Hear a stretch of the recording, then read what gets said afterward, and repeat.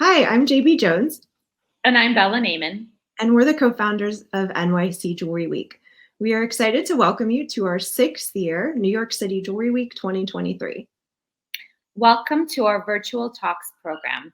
On our YouTube channel, you'll get to enjoy incredible content that we've put together for you with the theme of iconography, looking at the past, present, and future of jewelry. You can see the full schedule on our website at nycjewelryweek.com, and we invite you to explore all the programs there. Thanks for coming. Thank you.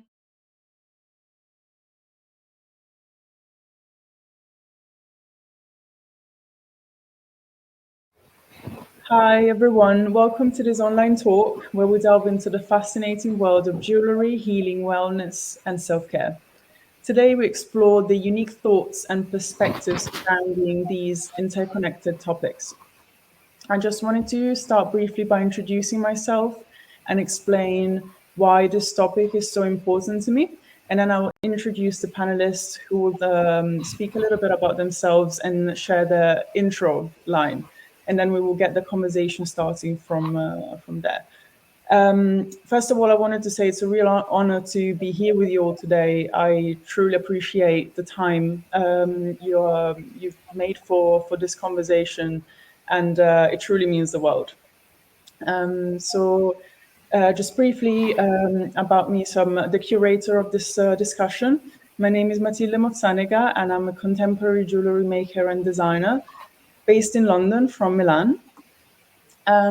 I have a strong belief that jewelry is self-care, and we often use it that way, although we don't realize most of the times. And the conversation around wellness and jewelry is constantly growing, and it's becoming more and more substantial. And especially the aspect of how small daily gestures can enhance and improve our well-being so greatly. And so making to me is incredibly healing, and it's always been. And that's mainly where the source of inspiration for my work. My latest collection is titled Chromodope, and it explores intuitive crystallotherapy and chromotherapy through interchangeability. And this is the reason why I've invited these panelists today, who will introduce shortly, to discuss themes that are really, really dear to me and that I touch upon with my work. So I really wanted to, I guess, explore potentially new ideas that can be triggered by this conversation. So here today we have Sally Collins, course leader at BA Jewellery Central St. Martin's, BA Jewellery Design course, Eugenia Gadaleta, fashion and jewellery communication consultant in Italy, and Stefan Gougherty, multidisciplinary designer from the US. So I'll pass it on to you guys. Sally, would you like to start and introduce yourself? Yes, thank you so much for having us and having me this evening for this talk, Matilda. So just to introduce myself, so my name is Sally Collins. I'm a jewellery maker, but I also would consider myself a collector, a curator, and an educator within the jewellery world. I graduated from Birmingham School of Jewellery with an MA in 2008. And since then, I've been making jewellery and working within the jewellery education system. My passion is for creating pieces that I would call are super frilly. So there's lots of colour, there's lots of detail, and I love that really overly ornamented aesthetic within my work. But I'm also really fascinated with our obsession with collecting and the role that owning and collecting jewellery can have. And also thinking about that in relation to an increasingly overcrowded and kind of fast fashion kind of consumerist society. And so thinking like, what role do we play as jewelers, people that want to make jewelry, people that want to own jewelry? How does that fit into that? I work as course leader for BA at Central St. Martin's for the BA in Jewellery Design. And I think that's about it. Matilda, is that okay? Thank you, Sally. That's perfect. That's amazing. Thank you. Stefan? Hey, well, Matilda, thank you so much. I've been such a big fan of your work, and I really resonate with the language of your work, Remedy Jewels for Intuitive Self-Care. I think it's just so brilliant, and it summarizes a lot of the magic of what jewelry is about.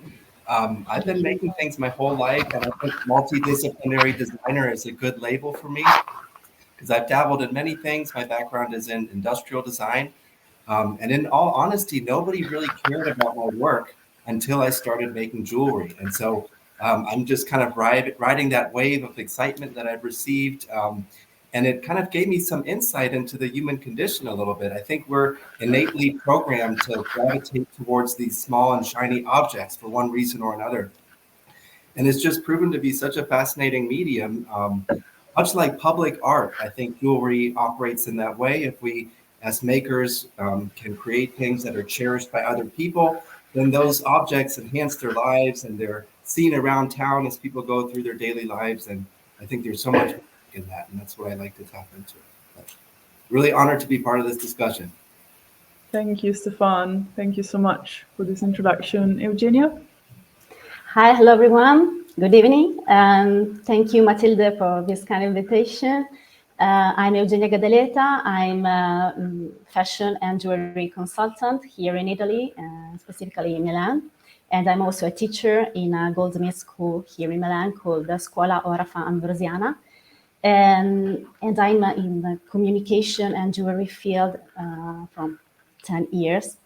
And I'm very fascinated for this discussion because, since I became a freelancer, but over the last 5 years, I undertake several studies on growing mindset, personal healing. And so it's very cool to connect these studies to jewelry field. I established also a communication award that I give to some special jewelry events all around the world, in Brussels during Brussels Jewelry Week, also in Barcelona, Contemporanea. And so I'm very curious to hear about you, about this kind of topic. Thank you so much, Eugenia. So I guess we can start the discussion. Here you can see the topics we're going to be covering today. The first part of the discussion will be revolved around a general concept of self-care related to jewelry, the point of view of consumer and the maker, and the idea of conscious consumerism. The second part will be more practically speaking, we can say how makers can promote their clients living better through jewelry. So we're going to start off with the first topic, which is jewelry as tool for self-care.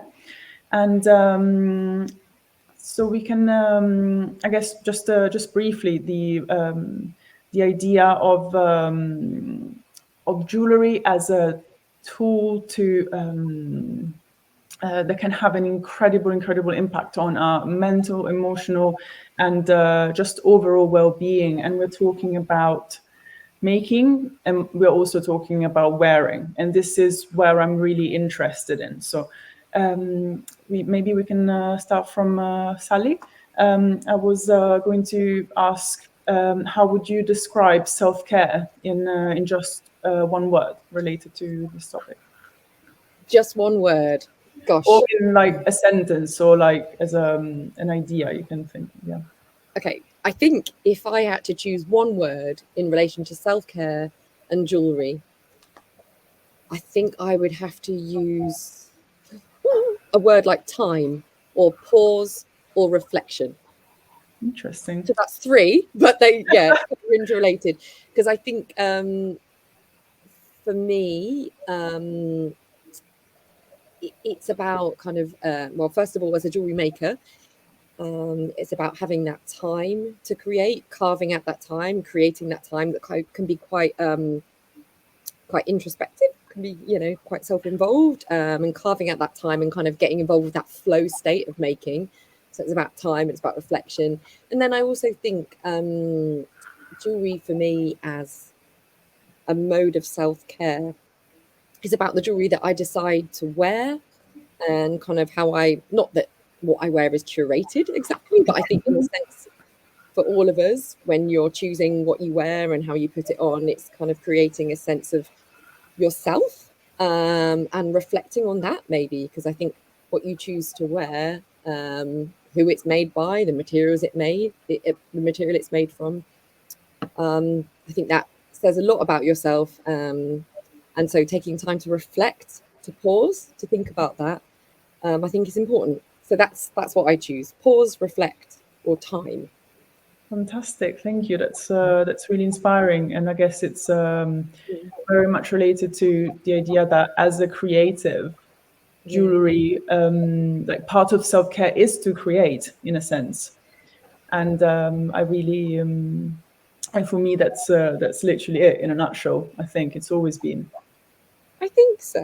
I think it's always been the same for me, as well. Like carving out that time, spending time in my workshop, and especially like having a full-time job as course lead at CSM, which I love, don't get me wrong, but like having that time to make is like golden. And that's always been a really special moment for me, even when I was a kid, as a teenager, like spending time in my makeshift workshop.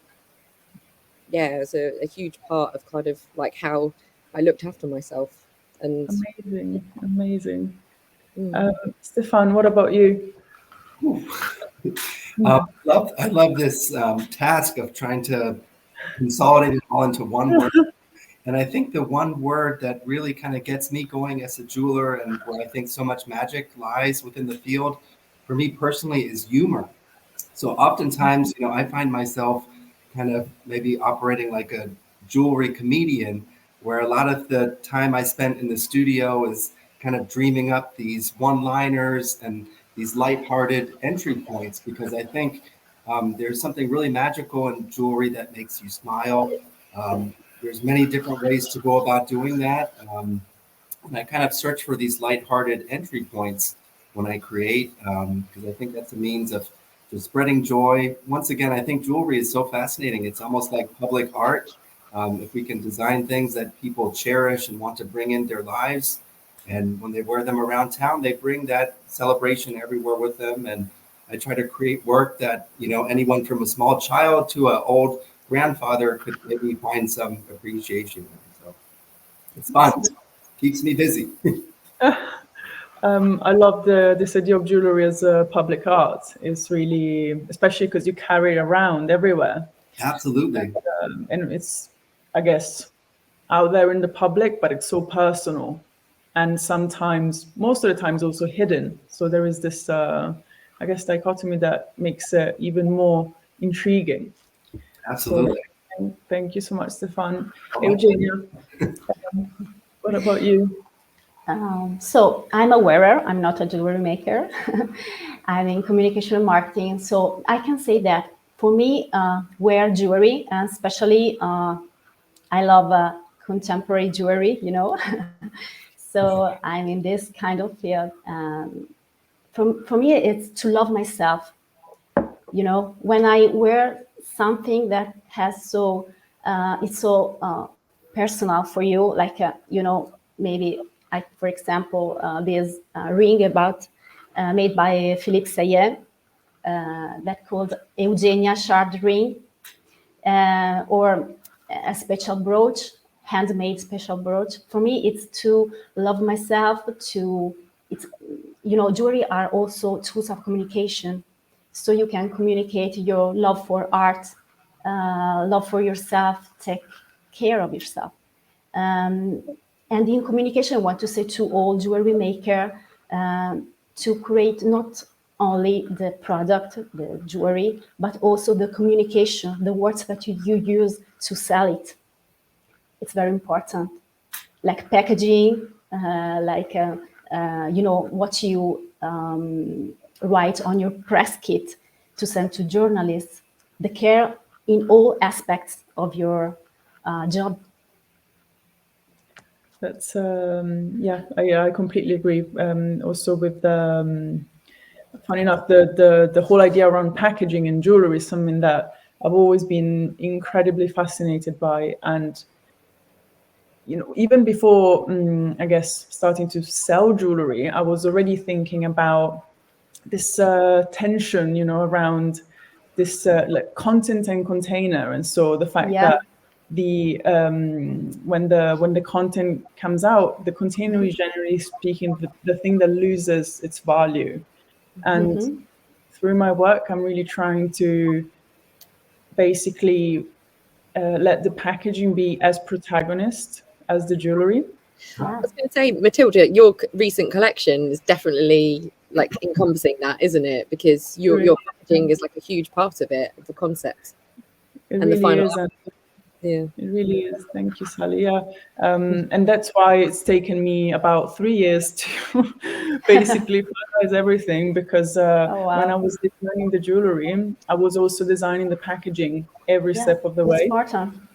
Very, very Yes, important. Really important. I'm pleased to hear from you, because not any designers have great attention about these aspects that are fundamental for me. Also create the services, create the relationship with the clients. So Absolutely, it's great to hear from you. Your packaging is so brilliant, Matilde. I love it. It's the blister packs, right? Almost very inspired from medicine, things like that. I love it. So cool. Thank you. Yeah. So the idea is that it really means the world. Honestly, it's my baby, So, but yeah, the idea is that I've taken the medical world and translated it into a luxury product. So it's handmade with recycled materials, and the whole idea is that it replicates the gestuality around pills and blister packs. So you can push the stones from the bottom so that they come out, and you can interchange them according to your mood or just your daily needs. And so I really, I guess maybe linking to this, Sally, you mentioned earlier this idea of self-expression and jewelry and identity. Would you like to maybe tell us a bit more about that and the relation to self-care? Yeah. So I was talking about sense of self, I think, really. I think that's the thing that I think about immediately when I consider this topic. And so, yeah, kind of how when you create a piece of jewelry, like you said, it's your baby. It's like almost like you're birthing something, isn't it? You're very, so you can be very, very like involved. And that can, like I said, it can be quite an insular kind of private experience when you're making something. You're very invested in it, obviously, and it can mean a lot to you, whether that's because you're expressing a particular idea or a narrative, or whether it's just because, you're enjoying working with the materials. So I think, that's a really important thing that I definitely identify. But I think it's also a little bit dangerous as well, because when you put your work out there, like, I guess on two levels, like, first of all, you kind of put it out there and you do want some kind of validation, don't you? And so your sense of self and your, I guess, like mental kind of wellness could potentially be affected by that, because, that piece that you've made, you could be very proud of it, very satisfied with it as an outcome or a selection of outcomes. But then you're entering it into a competition, you are displaying it, and perhaps, you don't get back from that work the response that maybe you wanted. And I think that's made worse by social media, because also the response that you might have or not have actually might not be indicative of a true response either, because of algorithm and when people are online at different times, etc. So I think it's just a little bit dangerous. Like if, you're creating something, you're very, very proud of it, it helps add to your wellness, but then when you put it out, you're putting yourself in a vulnerable position, I guess. And that's not to say you should do it for that reason. I'm quite curious about that. I think it's quite interesting. Very, very, I completely agree. And every day, actually, when I'm sort of dealing with my Instagram and etc., I really wish I could do my job without having to do Instagram, because it's just, I find it very anxiety inducing. and Yeah. in a way, Yeah. I like the fact that it looks like a visual mood board and that it's fluid and it's changing, but the whole idea around having to gain likes and be appreciated and all according to how many followers you have and things like that, I think is really it can be quite detrimental. But we just need to, I guess, find ways around it. Yeah, I mean, because I don't think that I don't know, these days I don't think it's possible. Well, no, it is possible, but it's harder to kind of, I mean, like tonight or this afternoon, whenever this, it's wherever you are in the world, we're connecting in a way that perhaps without social media we wouldn't have done before. So it's a beautiful thing, obviously, but it's just trying to work out the best way to navigate that without letting it affect your mental health and your sense of self and your wellness.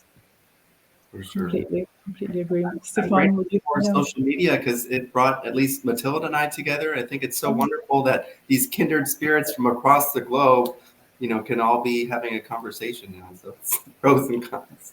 Yeah. It really is. It really is. Eugenia, what do you think about this whole social media?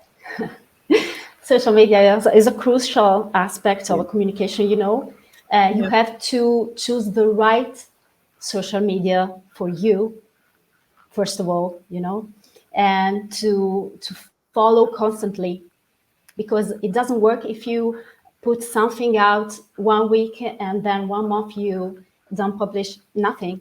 So you have to do a planner, and many designers don't know how to publish, to use the right words, to reach the audience in target. And it's a job. It's a real job. It's a serious job, So you have to plan. You have to learn more about it. So make courses, reading books, because in Italy, sometimes there are many companies that says, I give social media to my younger boy, to my son, because he's young, and so he can do this kind of things and to do better these things. But it's not like that. It's a work, and so we can choose the right social media. We have to write the photos, and the language.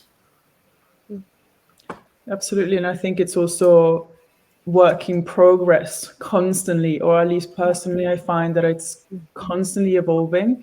And I guess planning can take the stress away from this, like algorithm issue and all of these things. They need to post, roughly the same time at a certain hour, depending on the country you're in, and all of these things, But I guess it's an interesting tool, especially when you find the way to express your own voice in a unique way, and nailing that so hard. But when you do, then I think more people start to listen to you. Yeah, absolutely. I met the founder of BA Jewellery on Instagram. She found me, and then we collaborate together to the communication with first edition of the first edition of BA Jewellery Week, and I found there many students that follow my special course on communication and marketing for jewelry. Yes, it's a tool, a very important tool, but you have able to use it and to use it in a professional manner. Completely. Fantastic. Thank you so much. This was also inspiring. We are going to move on to our second topic, which is jewelry mindful practice. And I guess related to this, my broad question is, how can jewelry cultivate a sense of calm and presence in the moment? And I would love for us to discuss the I guess wisdom around handmade objects as opposed to mass-produced ones. What does that mean? Can it actually improve wellness on a day-to-day basis. And what does that mean? And for example, knowing the artist who has made the piece, how does that influence this this idea of mindful jewelry, mindful practice? Who would like to go first? I'll jump in. Thank you. I think as makers, a lot of us can relate to how meditative the process can be of creation. And it's good that we at least get something out of it, because oftentimes I find myself filing something for 8 hours, and it can be a little bit much, but there's, something there in that repetitive, very mindful, meditative process. And hopefully I think that also translates to whoever, ultimately ends up wearing our work as well, that all the hours, all the mindfulness that went into designing it will also make it enjoyable for the person wearing it too. I think sometimes jewelry that has a physical presence on the body, whether that be a heavy bracelet or a heavy earring, it just kind of makes you a little bit more aware of your body sometimes. Just kind of feeling, the burden sometimes of these objects. That makes you mindful. Yeah, I just wanted to jump in and agree with that. That's what I immediately thought of. For me, for as long as I can remember, wearing jewelry that I can really feel on my body, and making not oversized, but large pieces of jewelry, that seems to be really important to me. And I was thinking, why? But I don't know if it's a reminder of our physicality, if it's a connection with the materials and the marks of making. I'm not quite sure, but definitely feeling jewelry on the body is something I can relate to, and I think is really important to me as a maker and as a wearer of jewelry. Mm-hmm. Absolutely. Eugenia, what do you think as a wearer, I guess? And Yes, I think that for what about mindfulness and creation of a jewelry, I'm not a creative, I'm not a goldsmith, but when a designer, jewelry designer, goldsmith make jewelry, yes, it's a sort of mindfulness practice, but the goldsmith think about something outside. Mindfulness is about thinking inside of you, right? Yes. So it's quite different. Mindfulness, you have to breathe, you have to listen to yourself. And making jewelry, you're focused on a product outside of you. So it's a great difference. And when I was in a commission of jewelry, YED Milan, I don't know if you know this university, one designer, one young designer, shows us to the commission a collection inspired on mindfulness. And she presents one necklace with different gemstones who helps the mindfulness practitioners in the practice of mindfulness. So different stones in different steps. And I found it quite an oxymoron, because mindfulness is to feel yourself. And I guess an object outside, maybe it's a distraction, So I don't know if I agree with the relation to jewelry and mindfulness. It's quite different for me. I practiced mindfulness one years ago. And so, you have to eat a piece of chocolate and to listen inside of you, all the sensations. So it's an inner things. It's an inner reflection. Jewelry and practice jewelry, it's something outside yourself. So I don't know, but can help some people. For me, not works, but for some people can work. So I wonder if there's it's up to you. sort of a middle ground. That's really fascinating what you're saying, Eugenia. I wonder if the physicality of jewelry can serve as almost like a signpost to point people to or remind them to their inner world as well. I think that's really fascinating that. Yes. Yeah. Yes. Maybe in some kind of, in some jewels, maybe happen this relation.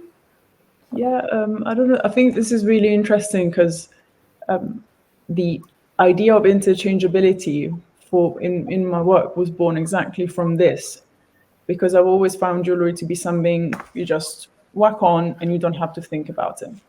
And the idea of putting love into an object before having to actually wear it, for me was the, I guess, like the for me was closing the circle, and around the need of putting love into an object to receive the love back as self-love. So to me, jewelry can be very grounding in this way, because doing, I don't know if this resonates with you too, but doing small daily gestures with love is so therapeutic, and it can really help, give clarity, and in a sense, it brings mindfulness because you're grounded, like you're there with your feet on the ground, breathing, and you're really feeling things, and so it reminds me of being present. But so that's what I hope to, I guess, talk about with my work. But it can yes, it works. Some psychologists use memento mori jewels or something like that to remind some things, some special thoughts. So it works for some people to have some physical to remind important things of the life. So that's correct. Absolutely. And also, I don't know if you feel the same way, but I find that because I've always made, since I was little, I've always really cherished the idea of, I guess, pure craftsmanship, and the fact that craftsmanship, in contrast with, I guess, mass-produced pieces that are in series, is in itself a reminder of how important our skills are, and the fact that we have to still make with our hands because that makes us humans. So there is this tension on objects that really is really inspiring. Moving on from jewelry and mindful practice, I was going to take us to the idea of jewelry and rituals, which I guess is somewhat connected to what we've spoken about. And I was wondering if you could share with us any rituals or practices that you incorporate within your creative process to enhance healing aspects of your work, and also if you've experienced that about somebody else's work.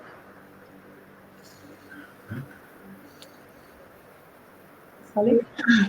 Oh gosh, that is that is a tricky question to answer, actually. Thinking about rituals within my practice. So do you mean like a specific ritual that you might kind of engage with going into the studio? Like anything that, I don't know, if I think of my own practice, I have particular things I do when I make very, very large pieces, or like things like that, or like before a football match, or before a presentation day, I don't know, something like that.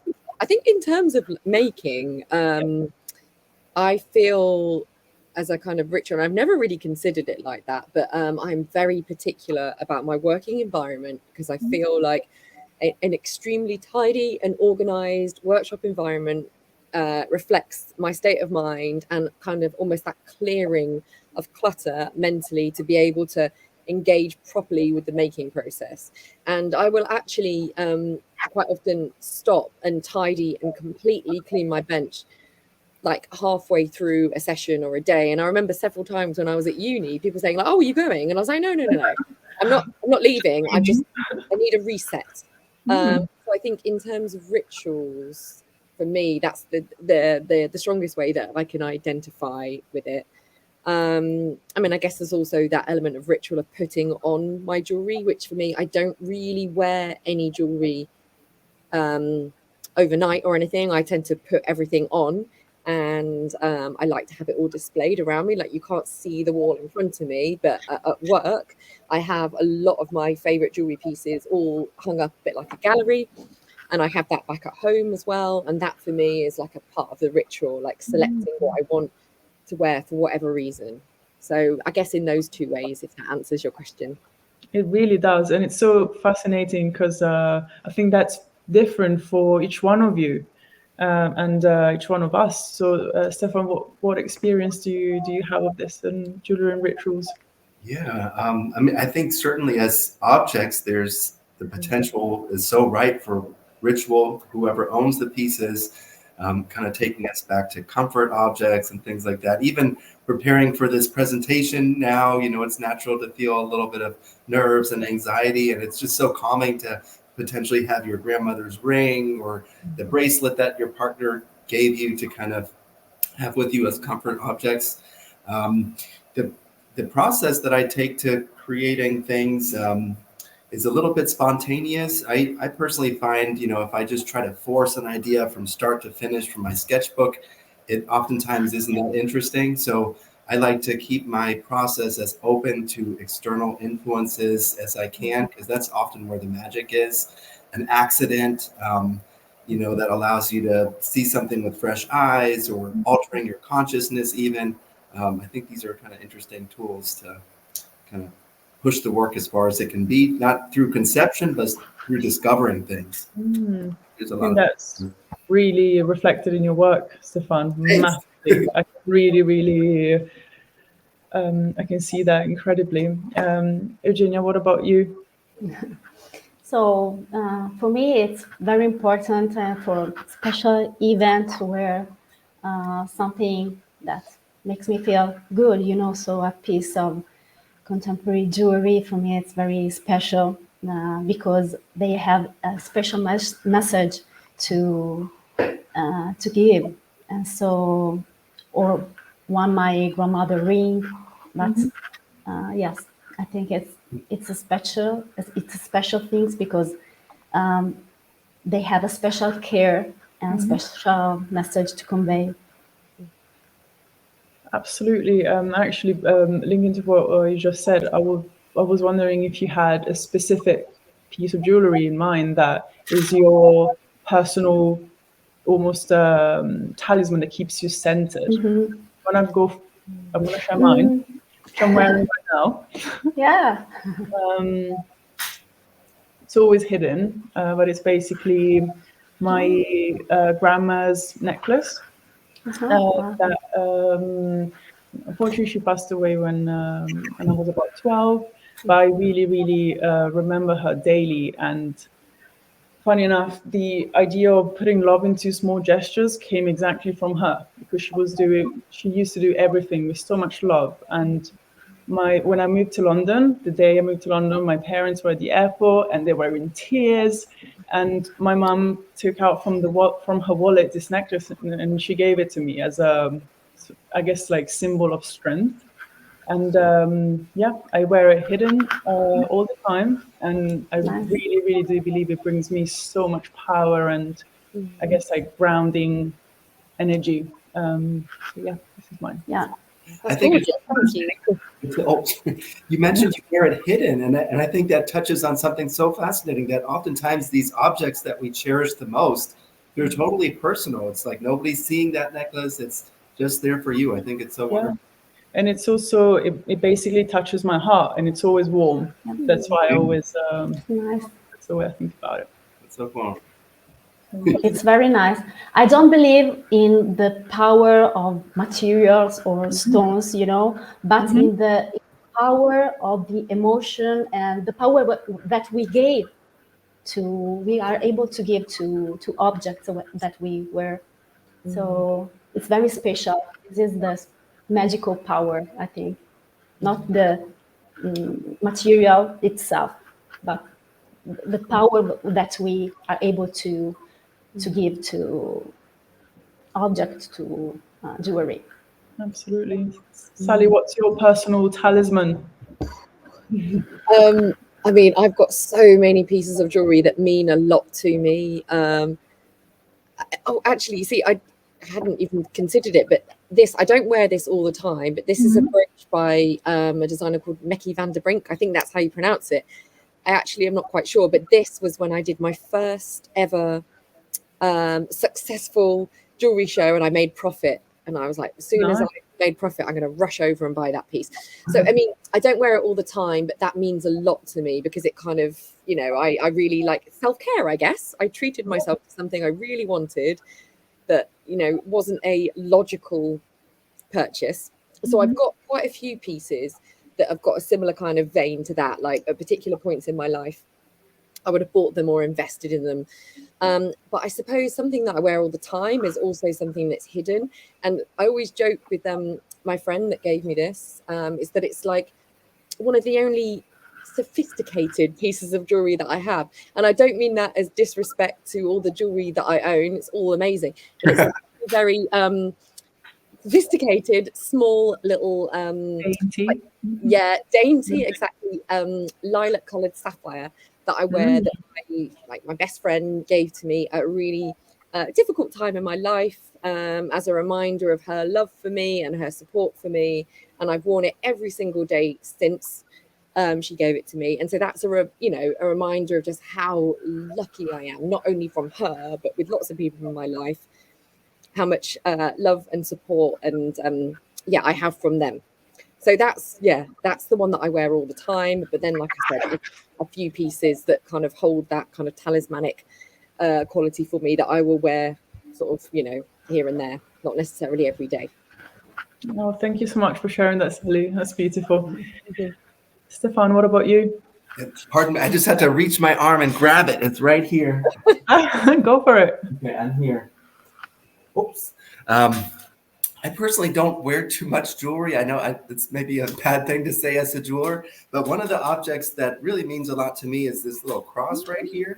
I made it with my grandfather when I was about 5 years old, so it's really special having that memory, you know, learning woodworking from my grandfather. Maybe I can turn it into a nice necklace one day. Can you put it near the camera so we can see it clearer? I made it in Arizona with him, and there's mica that's glued on it, which kind of is falling off. But every time I look at it, I am reminded of my wonderful grandfather who passed away about 10 years. And is it wood, you say? It's just, painted wood, and he kind of taught me how to use the saw, and maybe that started my process of being a lifelong maker. Who knows? It's amazing. Thank you. That's amazing. Eugenia? I love to change jewelry. I don't have one in specific, but in the last months, I'm wearing just a simple gold star that my family. I don't know if. I think I saw it. Look at that. It's a simple star, but irregular, not perfect. Yeah, not perfect. And I love not perfect things. And so every day I remind to myself not to be perfect, but to be authentic.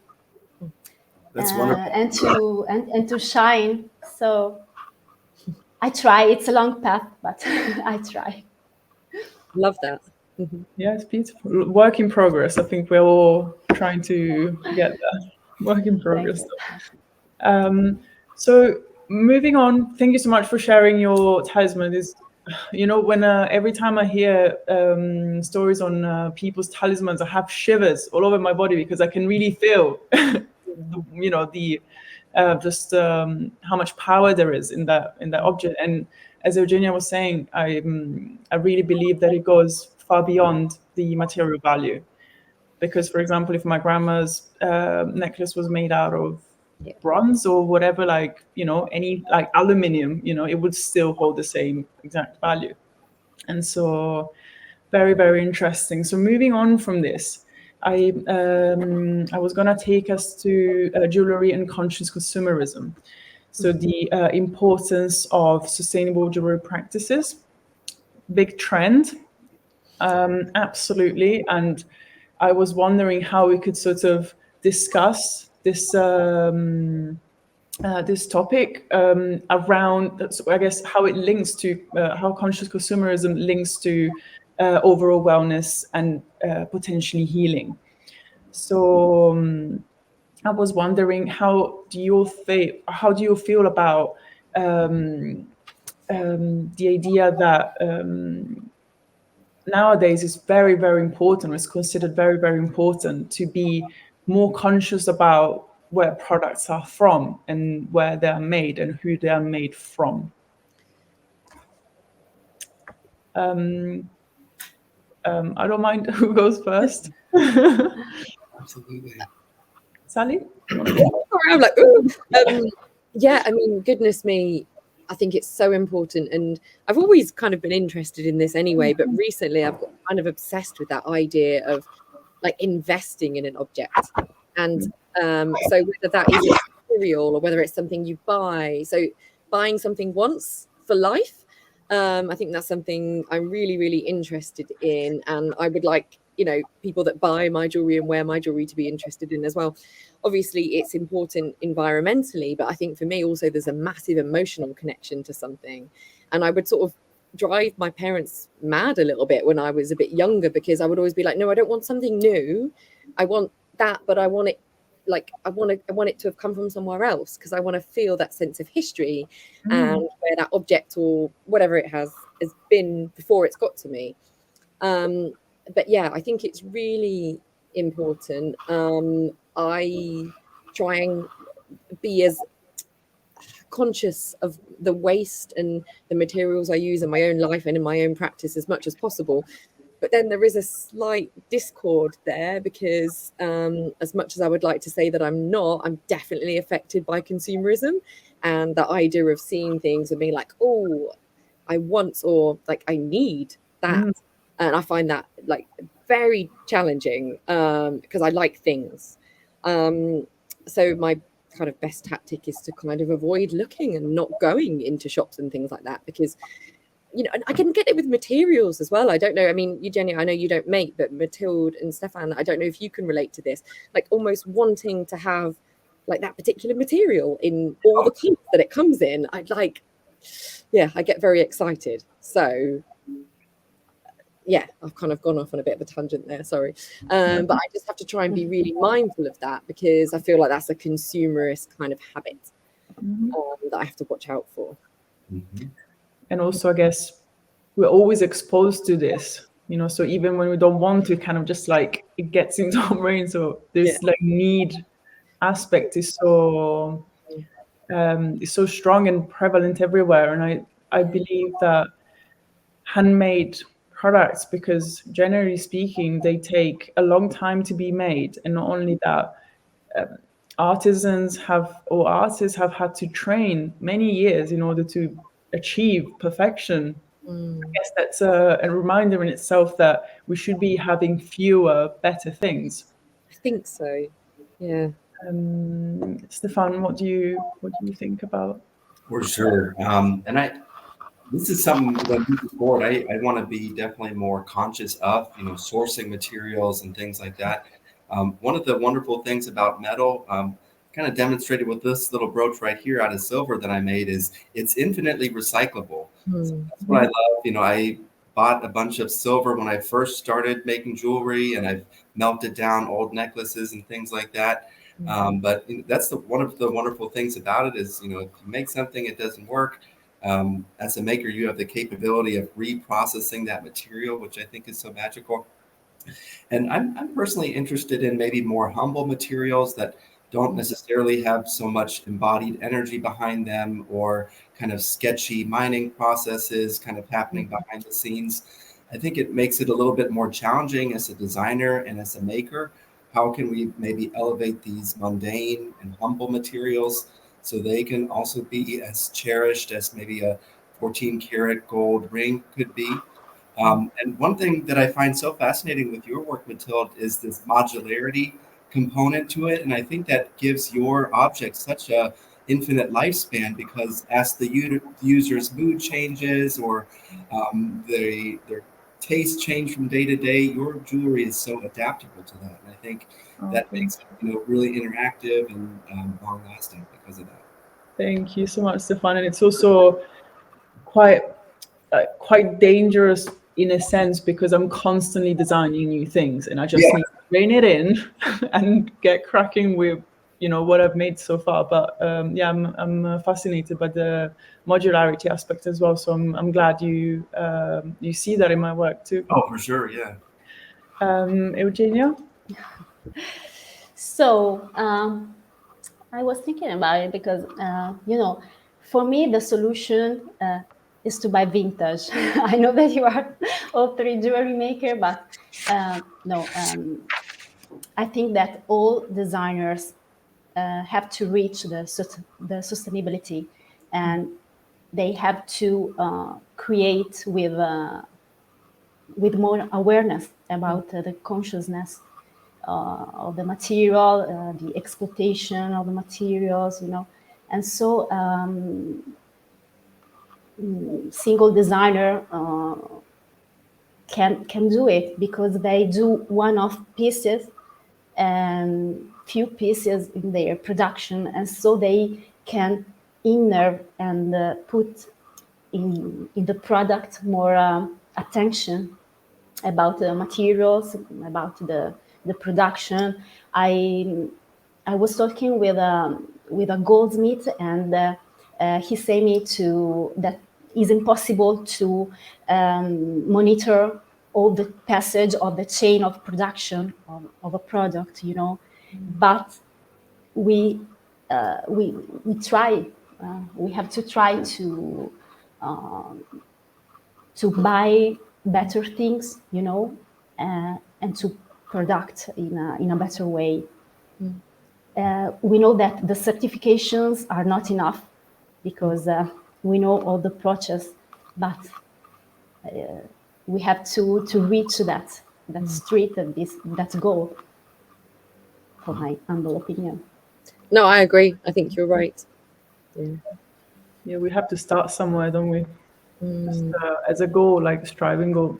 Absolutely. So it's a key pillar. It's and it's connected to our values. So absolutely. So I guess this takes us to the second part of our discussion around how makers can promote their clients living better. Obviously, this is a very broad I guess topic, and we could be discussing on this for the whole day. But I guess because it really is linked to self-care and wellness, I was wondering if you could share, I guess, the most recurring request from clients regarding personalization, or the, I guess, most uncanny or weird. And Eugenia, maybe something you have requested anything that I guess was considered a bit out of the box, or something maker didn't expect. I don't know who would like to go first. I recently made a necklace with a friend of mine, and I love, teaching people with no jewelry background. The friends of mine will come, hey, can you help me make this necklace? So I said yes, reluctantly, a couple of weeks ago. And my friend shows up with human teeth from Etsy, and she wants to make a chain with the human teeth. So sure enough, I helped her, but that was a weird one for the books, for sure. Wow, that's pretty strange. Yeah. Sally, what about you? I'm really trying to think if I've had any odd commissions, or I don't know. As you probably aware, at CSM where I work, our students, we encourage them to be so explorative with the materials. I don't know if it's just that like nothing would really like throw me anymore. Like, Yeah. Okay. I'm just trying to think if I've, nothing is really jumping out to me. But I think, just to kind of reiterate and agree with what you say, I think when there is that element of discussion or commission, when you're selling a piece of work, or if you can have a slight interaction with who you're selling with, like if you're at a fair, if you're at an event, I just think it strengthens that bond, doesn't it? And then therefore it strengthens that attachment that person will have to that piece of jewelry. And I just think that's important in terms of investing in something which is good for the environment, but also investing in it in terms of like getting that sense of self-care and sense of self and kind of looking after yourself. So I just think creating that connection is really important. But yeah, weird commissions, nothing is springing to mind. So. But yeah, absolutely. No, I completely agree with what you said. And I guess personalization is the one thing that maybe we all look for, even in potentially in clothes, or at least this is something that I'm always fascinated by, and I try and explore with my work, or that I've always kind of I've done research on what other jewelers do. For example, within the realm of engraving, personalized engraving, or engraving with the actual handwriting hidden within a band, or for example, hidden stone setting that you actually can't even see. All these things are obviously very, very empowering, but they are empowering because, generally speaking, they are hidden. And so I guess we go back to our previous discussion. Eugenia, what do you think? Yes, I can say, because I'm not a jewelry maker, but I say to a goldsmith to engrave a special statement in Deutsch, Der Suchende, that is a Hermann Hesse writer expression. So a researcher, a person who is in constantly research, who doesn't have all the answers, but is in constantly research. So, but not something. Still related to, I guess, empowering in many ways. The final topic I would like to discuss with you all today revolves around how can we use the jewelry to facilitate better self-care. So I guess we can see post-COVID an increased awareness of our interdependence, and this will absolutely see a stronger culture of care in 2024. And so I was wondering what your thoughts were on this, and how can jewelry match this need, and how can we communicate it effectively, and I guess put it out there in the world so that it can be used and again promote better self-care. I think I would probably relate it to what I mentioned previously about encouraging self-care and connection and investment in the things that we wear and we buy and we make. So that's not just for people that are wearing our jewelry, it's as makers, and kind of going against that culture of I guess it's like an inbuilt psychological obsolescence, if you know what I mean by that. So inbuilt obsolescence, a phone that is built to break. So you're, like psychologically, we are conditioned to want something better and new these days from consumerism. So I guess kind of adjacent to that is a kind of self-care and a kind of looking after yourself and investing in yourself and the things you have around you. I think that's how I would approach it with my work, and showing that care and consideration to materials. I'm using a lot of like waste objects and trying to present them in a way that they're unrecognizable as their original waste items, kind of with that in mind, I suppose. Through transformation, I guess, which the maker goes through, but the object does as well. So there is this relationship with the piece that is so interesting. What about Eugenia? Yes, I think that the future is to buy less, in a simple way, buy less and with better materials, and no exploitation of our resources, and better thinking of our environment. And so it's the only way for me, I know that the communication, the marketing push up to push all of us to buy everything, but we have to be more consciousness about all this production is unsustainable, and so we have to buy few pieces, high quality, and that's it. Absolutely. Stefan, would you agree on everything, I guess, around the power of making to help us, I guess, purchase less and better? Absolutely. And I think it takes us full round to where our conversation started at the beginning, Matilde, that, just doing things with mindfulness and love. And I think that really translates to objects that, have a life of their own once they leave our studio. If we spend 2 weeks, totally entrenched in the process, with mindfulness and love going into the creation of these objects, I think, they ultimately, hopefully, stand the test of time. And it's really cool. I love it. Absolutely. Thank you, Stefan. Yeah, I wanted to end this discussion with a quote from one of my favorite books. And the title is Fewer Better Things from Glenn Adamson. I'm not sure if you're familiar with it. Every time I go back to and I sort of highlight it even more, I'm probably going to have to buy a new one because it's so battered. I take it with me all the time. But so he says, appreciating materiality also encourages us to more highly value objects in general.